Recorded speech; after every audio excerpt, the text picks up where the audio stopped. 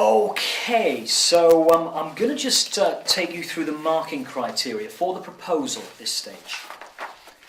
And the first thing I'd say is these are in your handbook. They are indescribably important. It is impossible to overstate their importance. They're just so important. If there was one piece of advice I would give a student who had to hand a proposal in next week, it's get really clear on these things and what they mean and how to do them well. Do that above all else. Oh, there is one thing you need to do. You need to read lots, as I said before. But if you're reading a lot, then you start to apply these to design and to write a proposal. So let's have a look at them in turn and just give you some pointers on what we're looking for and what to avoid. I think what to avoid is very important. The first set of criteria on here relate to kind of yes-nos. Did you do this in your proposal or not? Is there a title? Can we tell which country it is? Is it clear which area, sector, policy, etc.? So the first three are relating to whether it's clear what you're actually going to do, what you're proposing to do. One way of making sure that we know which country it is and we know which policy area it is to specify those in the title. Yeah. The title has to be realistic. The title has to be viable. One thing I noticed in the GPE projects is that a lot of people who are writing for a political audience were choosing, well, they weren't really choosing titles at all. They were just saying briefing paper for whoever. Briefing papers have titles. It's got to have a title. The title is going to convey the message and the argument. So it's got to have a title. The title has to be a real title, a real world title, something that might be used in the real world. It's got to make sense and everything else, but it's got to have a title. Yeah? And the only reason I'm going on about it is that there are still people who think that it doesn't need a title. It needs a title. It's got to be crystal clear to me. And the title is one way of conveying the choices you've made about how specific you're being. So the title is a good vehicle to do kind of two things. To capture the essence of what you're arguing, and secondly, to indicate the case study as specifically as you can in a fairly concise title. Many titles are two parts. Yeah, they're divided by a colon. And the first part is it's a metaphor. It's very concise, but it's a metaphor. Yeah, so it's not mechanical. It paints a picture.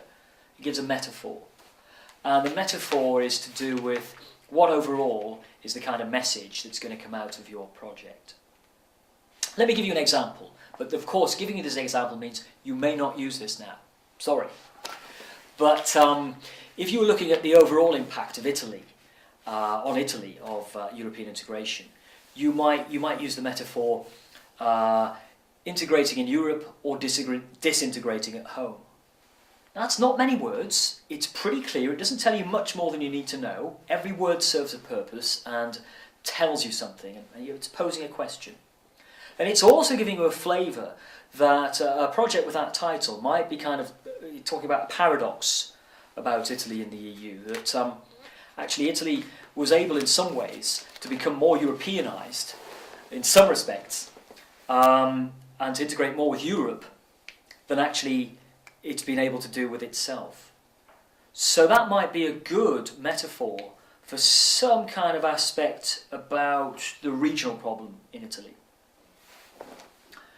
Integrating in Europe, disintegrating at home. It's a metaphor. Yeah, it's a metaphor. It's not, it's not mechanical. It's just gets you to think about something, it poses something in your mind. And then after the colon, you would be more specific about what you were doing. So after the colon, you might say the paradox of Italy and Europe, 1945 to 2012. Now, as it happens, you would probably want to be quite a lot more specific and a shorter time period, but I am just giving you an example, and I did say not to use it. A better example, you can't use this either, is the paradox of European aid in the Mezzogiorno 1970 to 90. Okay, so we've got the time period shorter, we've specified the region, we specified the regional policy. So the more specific you can be, yeah, the better. And this is where your yes-nos come in there. It asks you here, is a rationale given for the choice of audience? If you decide you are doing a paper for a political audience, a minister, that sort of thing, that's fine, but we need you, specifically in the proposal, we need a short paragraph from you explaining and rationalising that choice. In order to write that paragraph well, there has to be a fit between the people you're sending this to and the message you're making and the content of the project. We don't send the French agricultural minister a briefing about why the CAP should be destroyed and why it's not in Britain's interests. I know that you know that, but you have to apply that common sense to more complicated decisions that you might take about your target audience. You have to make sure that the people receiving the project or the report would actually welcome its contents. That means you need to know what their traditional policy lines are, and you need to do that by checking their previous policy documents. If I see a bibliography and it doesn't have those policy documents in it, and there isn't a very good fit between the policy area and where you're sending it, I will conclude that you didn't do your homework and I will mark you down. Rightly, of course I'll mark you down. You've not checked. Well, you should have done. You got to check. You're practicing writing for a civil servant or a minister. For God's sake, it's got to be pretty good.